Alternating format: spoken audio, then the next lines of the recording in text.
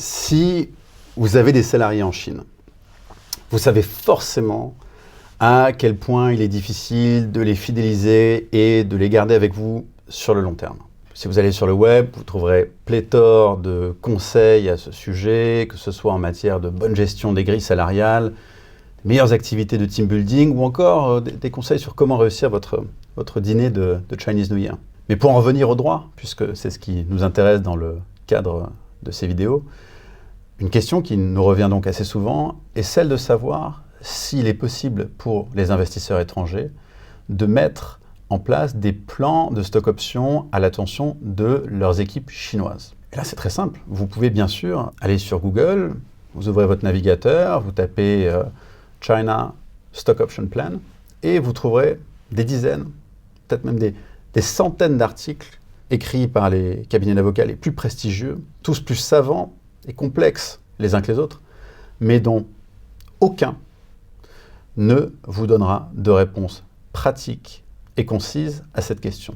Et donc, les plans de stock option en Chine, possibles ou non?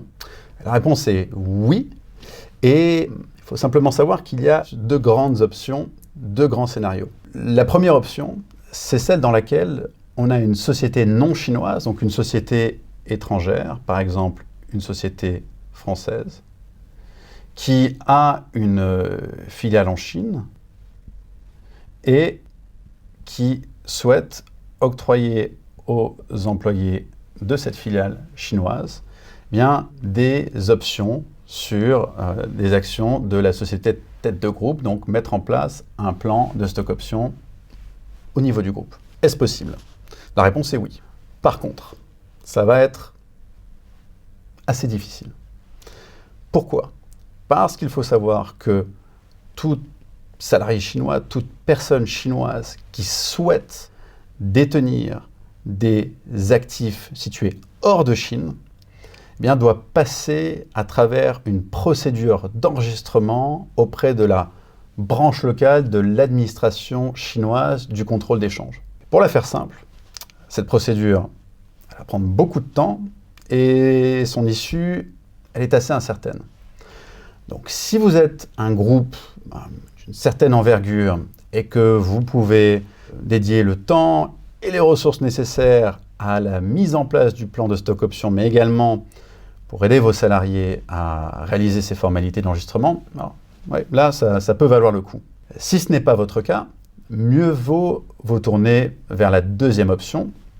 Et la deuxième option, en fait, c'est la mise en place d'un plan d'intéressement, d'un plan de stock option, directement au niveau de votre filiale chinoise.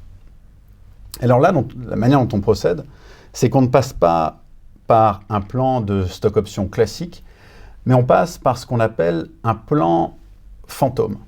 Alors pour bien comprendre ce qu'est un plan fantôme, encore faut-il nous rappeler schématiquement comment fonctionne un plan de stock option.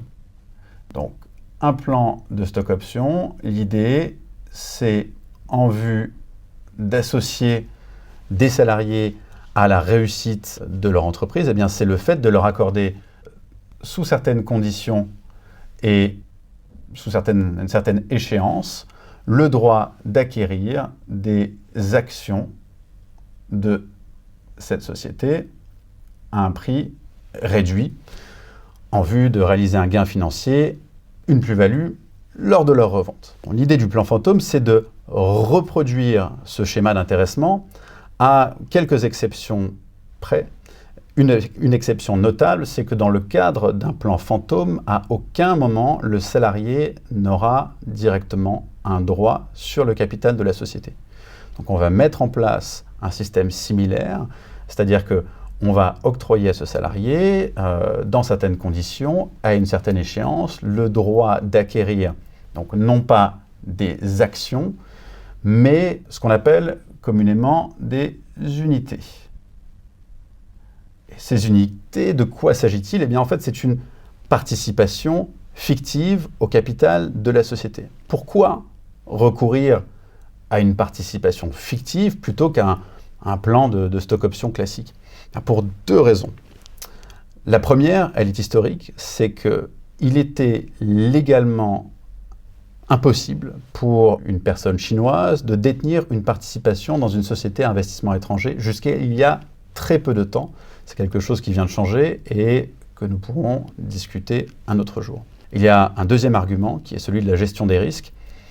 Le fait d'octroyer, donc que ce soit directement ou indirectement, via interposition d'une société, une participation à des salariés au capital d'une société à investissement étranger en Chine, ça peut amener à une perte de contrôle sur le capital et sur le fonctionnement de la société. Là encore, c'est un point que nous pourrons développer une autre fois. Et donc, via l'acquisition de ces unités, l'idée, c'est qu'à un certain moment, ces unités vont être liquidées et ce que cela va permettre aux bénéficiaires de ces unités de réaliser un gain financier qui ne sera pas ici une plus-value, mais concrètement un bonus, c'est-à-dire un élément de rémunération qui sera taxé en tant que traitements et salaires. Voilà pour les grands principes.